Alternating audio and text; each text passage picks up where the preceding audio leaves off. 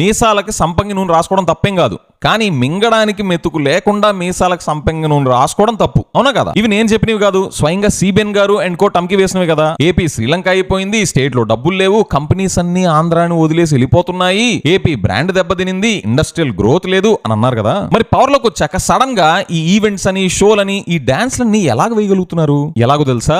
మన స్టేట్ జగన్ గారి టైంలో సిబిఎన్ గారు టమ్కి వేసినట్టు లేదు కాబట్టి. ఇది నేను చెప్తుంది కాదు, స్వయంగా ఆర్బీఐ లేటెస్ట్ గా పబ్లిష్ చేసిన డేటా చూడండి. సౌత్ ఇండియాలో ఏపీ జగన్ గారి టైంలో నంబర్ 1 గా నిలబడింది. ఎందులో?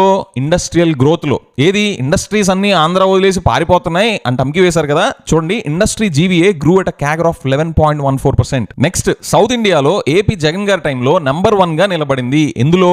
మ్యానుఫ్యాక్చరింగ్ సెక్టర్ గ్రోత్ లో. ఏది? మ్యానుఫ్యాక్చరింగ్ కంపెనీస్ ఇవన్నీ ఆంధ్ర వదిలేసి వెళ్ళిపోయాయి అని చెప్పి టమ్కి వేశారు కదా. చూడండి, manufacturing sector GVA grew at CAGR of 11.12%. CBN గారు అండ్ ఆయన ఫేక్ ఫ్యాక్టరీస్ వేసిన టమ్కి క్వైట్ ఆపోజిట్ గా ఎలా ఉందో జగన్ గారి టైంలో, ఇవన్నీ జగన్ గారి టైంలో ఇలా ఉందని పరిస్థితి ఎంతమంది తెలుసు చెప్పండి. సో ద పాయింట్ ఇస్, ఇలాగ చేసి వెళ్ళారు కాబట్టి స్టేట్ ఫండమెంటల్స్ ఇంటాక్ట్ గా స్ట్రాంగ్ గా ఉన్నాయి కాబట్టి, వేల కోట్ల అప్పులు మన స్టేట్ ని చూసి ఇచ్చే పరిస్థితి ఉంది కాబట్టి సిబిఎన్ గారు ఈ షోలు, ఈవెంట్స్, ఈ జల్సాలు, ఈ డాన్స్ లేగలుగుతున్నారు. కానీ సిబిఎన్ గారు వేసిన టమ్కి ఏంటి? ఇన్ఫాక్ట్ సిబిఎన్ గారు ఏం చేయాలో తెలుసా?